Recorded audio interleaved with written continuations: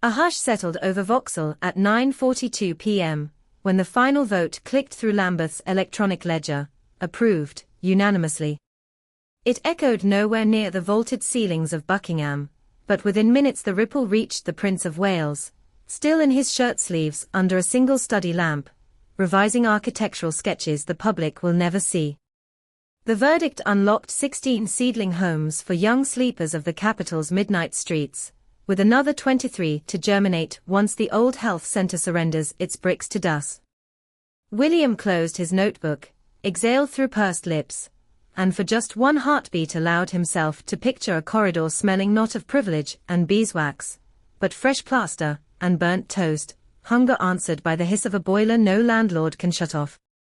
Exactly 24 hours earlier, a different corridor, honeylit, heavy with the scent of saddle soap, had vibrated to the soft clatter of shoes as the master of the horse led a dappled giant down a lane lined by silent footmen. Tyrone's iron shoes rang against cobbles that have felt coronations, jubilees, even the muffled drum of a funeral born under gun-metal skies. The gelding's manner, once shellacked for the gold state coach, lay loose tonight. The bridle carried no eagle-wing silver, only plain brown leather buckled for travel. For 14 years he pulled 4 tons of gilded history, without a single misstep. When the trailer gate lifted, a groom whispered, "Easy, lad," and the horse who never learned to spook stepped into the scented straw of retirement. 2 signatures, one civic, one ceremonial, one penned in municipal ink, the other etched into palace routine, have fused into a single parable about where the crown is steering its centuries-old vessel. On one hand, William's bricks-and-mortar attack on homelessness, plucked from the duchy ledger and transplanted into urban soil. On the other, a reverent bow to the loyal muscle that hauled sovereigns across red carpet miles. Together they reveal a monarchy straddling marble balustrades and council estate scaffolding, a dynasty daring to say yes to tomorrow while whispering thank you to yesterday. Heritage whispers did not always praise William's gamble.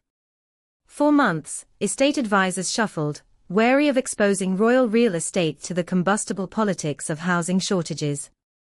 Vauxhall, no genteel parish, but a labyrinth of cargo cranes, late-night chicken shops, luxury towers whose tinted glass never lights at dawn. Here, beneath railway arches tattooed with moss and graffiti, the Duchy of Cornwall owns a sliver of promise nobody expected to hear from again. 58 yards of frontage, ivy strangling the lintels, a boarded-up sign once proclaiming clinic open Tuesdays 10 to 4. Most duchy plots churn profit through rents. This one was earmarked to do something far rarer, bleed. Opponents noted the arithmetic. 16 units cannot solve a national crisis. William countered with his grandfather's favorite maxim: small seeds split anvils if enough of them sprout.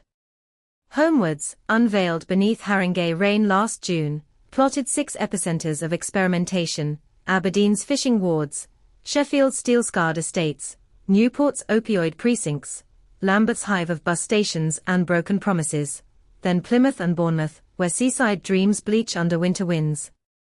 Each site pledged measurable reduction in rough sleep counts over 5 years, no wiggle room for press office spin. Skeptics rolled their eyes. Royal pet projects rarely publish the control group when the confetti falls. But William's team welcomed auditors before the first skip arrived. The night Lambeth Council declared its verdict, the prince folded the press release into his diary, directly opposite a photograph, taped there since his St. Andrew's days. Diana kneeling beside a doorway where graffiti read "No fixed abode." She is smiling, unusual, almost startled, as though the photographer caught her discovering purpose rather than posing for it. William never lets that image travel far. Some believe he translates its mute instruction every time he steps onto a dais. Homes built on headlines crumble, she seems to whisper. Build them on people. So the Vauxhall blueprint does more than lay bricks. Level 1 apartments share a communal training room wired for laptops, donated by a tech startup Catherine cold-called on a train to Manchester. Floor 2 hosts therapy pods clad in acoustic felt. The top story's roof garden will grow kale alongside lavender, because even a stomach filled by takeout salt needs the surprise of bees. Rents, pegged to local housing allowance, cap at a figure smaller than some Londoners pay for parking. Residents sign one-year stepping stone leases, graduate to longer tenancies elsewhere, leave behind walls freshly repainted by those who replace them. The building cycles hope like an external lung. But hope alone cannot float scaffolding. In January, the prince convened a war council, centrepoint executives, duchy accountants, a blunt-spoken site engineer named Farah, whose father slept rough after 2008's crash. They scythed through red tape. A Victorian saw lay beneath the plot. A sustainable drainage design circumvented it. Fire code revisions demanded sprinklers. The duchy footed the bill without wrangling council relief.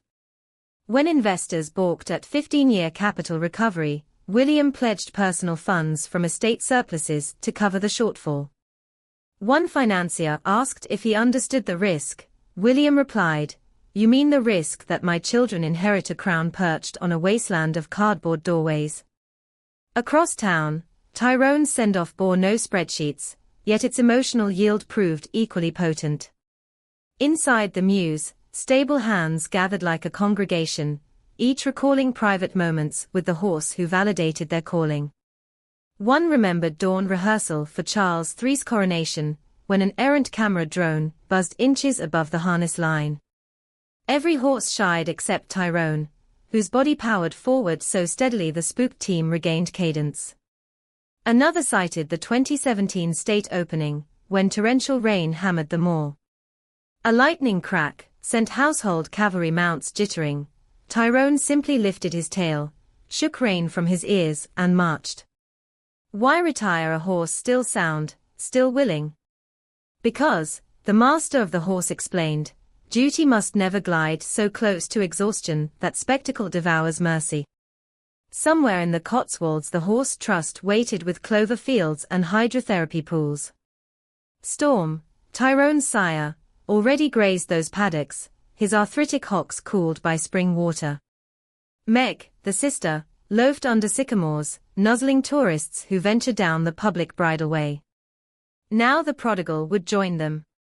The monarchy, critics say, is addicted to ceremony. Perhaps, then, it can teach the world one gentle ritual: retire your heroes before their tendons beg. That ethos echoes inside William's project. Housing slogans rarely spare time for horses, yet each stone he salvages from the old clinic will bear an etched code referencing Tyrone's service record. Scan it, your phone reveals footage of the horse drawing the gold state coach under coronation gilt. Residents who once felt discarded might pause in the stairwell, watch a beast bred for splendor bow out into peace, and fathom that dignity can outlive performance. The link is no accident. William insisted on it after Catherine, reading to Louis from a children's history of coronations, noticed her son's disappointment at Tyrone's absence from this year's trooping lineup. "He carried your grandpa when he became king," she said. Louis, 6, unfiltered, asked, "Doesn't grandpa still need him?" That night his father drafted the plaque inscription. Beyond palace walls, debate roars. Tabloids champion William's vision on Monday, question its cost by Tuesday, then pivot Wednesday to Meghan's latest podcast.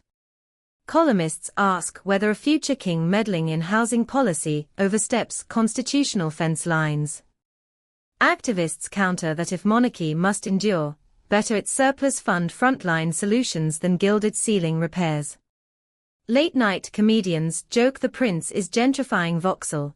Local tenants' unions retort that 39 stable rents stronger than zero. Amid the noise, Lambeth residents pass 60 Sandcroft Street and notice surveyor tripods newly planted where weeds once colonized pavement cracks.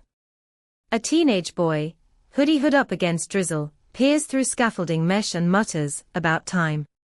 He doesn't care who funds it. He cares about the friend couch surfing after mother's eviction.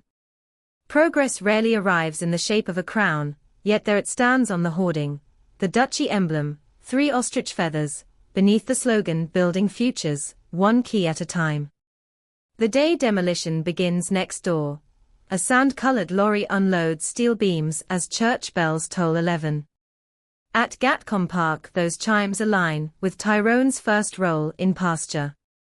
He rises, shakes dust from a coat turned silver by sun, and canters a jubilant half-circle before settling to graze. Somewhere in northern Scotland, Charles III watches footage on a palace iPad, smiles, and murmurs, "Well earned, old fellow." He then signs a brief granting further duchy flexibility, easing procurement for high recycled content cladding at Vauxhall. Within an hour William's phone pings. The message shows the king's initials and a single line, "Onward, together." The prince replies with a photo of Tyrone galloping, the caption, "Legacy in motion." Will 16 flats banish homelessness? Not this winter, perhaps not this decade. But the blueprint seeds a philosophy, one that says royal privilege can serve as lever, not ornament. 2 centuries ago, the crown fenced public parks for noble fox hunts. Today it unfurls urban acreage for the invisible foxed souls skulking under bus shelters. In the same breath it retires a creature who embodied pageantry's muscular poetry, sending him into a grass-scented afterlife rather than grinding one more parade from joints grown tired. Past and future rarely share tea without quarrel. Yet this week they did.